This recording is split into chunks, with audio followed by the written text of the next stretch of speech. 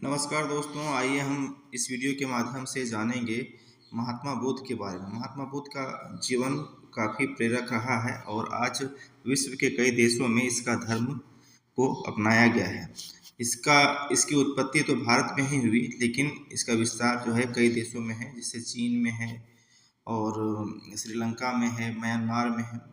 तो आप इसके बारे में जान सकते हैं कि बुद्ध धर्म के प्रवर्तक गौतम बुद्ध थे। उनके बचपन का नाम सिद्धार्थ था। उनके बचपन का नाम क्या था? सिद्धार्थ था। और 563 ईस्वी पूर्व में उनका जन्म हुआ था। और जन्म कहाँ हुआ था? नेपाल के तराई में कपिल वस्तु के निकट लुम्बिनी वन में उनका जन्म हुआ था। और उनके पिता जो थे सुधोधन कपिलवस्तु के शाक्यगण के प्रधान थे। ठीक है, तो ये सारी चीज़ें हम लोग देख सकते हैं। उनकी प्रतिमा को आप देखिए। और इसके बाद उनकी जो घटनाएं हैं, बुद्ध के जीवन से संबंधित 5 चिन्ह हैं। ठीक है, ये 5 चिन्ह महत्वपूर्ण है, जिसको 5 प्रतीक के द्वारा दर्शाया जाता है। ये क्या क्या है, इसे हम लोग यहाँ देख लेते हैं कौन कौन सा चिन्ह है। पहला है कि जो उनका जन्म है उसको कमल व साढ़ के प्रतीक के रूप में दिखाया जाता है। दूसरा है गृह त्याग, जो उन्होंने गृह त्याग किया था उसको घोड़ा के रूप में दिखाया जाता है मतलब। और जब उनको ज्ञान प्राप्त हुआ है उसको पीपल या बोधि वृक्ष के रूप में दिखाया जाता है ना।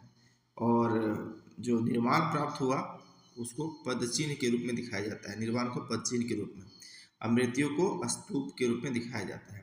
इस प्रकार उनके जन्म की महत्वपूर्ण घटनाएं हैं। और इधर ये प्रतीक है, आप इसे देख करके इसे स्मरण कर सकते हैं। कई परीक्षाओं में पूछे जाते हैं। इसके बाद हम लोग आगे बढ़ते हैं कि महात्मा बुद्ध के अष्टांगिक मार्ग, वो 8 काम करने के लिए वो बोलते थे, जो काफ़ी प्रसिद्ध है, जिसे अष्टांगिक मार्ग कहा जाता है। वो क्या क्या था? सम्यक दृष्टि, सम्यक संकल्प, सम्यक वाक, सम्यक कर्म, सम्यक आजीव, सम्यक व्यायाम, सम्यक स्मृति तथा सम्यक समाधि। इसके बारे में आप बुद्ध की किताबों में विस्तार पूर्वक पढ़ सकते हैं। और सारनाथ का ये स्तूप है जो काफ़ी प्रसिद्ध है। आप इसे यहाँ जा करके विजिट कर सकते हैं और महात्मा बुद्ध को फील कर सकते हैं। इसके बाद है कि उनका जो उपदेश है वो 3 भागों में बांटा गया है। उनके उपदेशों को 3 भागों में बांटा गया है, जिसे त्रिपिटक कहते हैं। ठीक है, क्या कहा जाता है? त्रिपिटक कहा जाता है इनको। पहला है सुत्त